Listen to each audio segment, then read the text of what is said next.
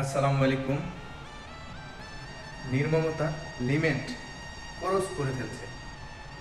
একটা মানুষ চাঁদা দেয় নাই, চাঁদা না দেওয়ার অপরাধে তার জীবন দিতে হয়েছে। হায়রে মানুষ, চাঁদার জন্য একটা মানুষের জীবন কেড়ে নিলেই।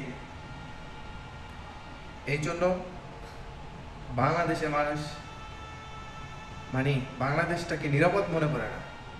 কিভাবে নিরাপদ মনে করবে, কিভাবে থাকবে যেই দেশে টাকার জন্য, চাঁদার জন্য একটা মানুষের জীবন দিতে হয়? সে দেশ কিছুতেই ভালো হতে পারে না আমার মনে হয়। এই জন্য প্রত্যেকটা মানুষ দেশের জন্য কিছু করতে চায় না, সবাই বিদেশে সেটেল হইতেছে। কি জন্য? যে দেশে আমার নিরাপদ নাই, যে দেশে আমার চলার জন্য কোনো সিকিউরিটি নাই, সে দেশে আমার থাকার কোনো, আমার মনে হয় না যে প্রয়োজন।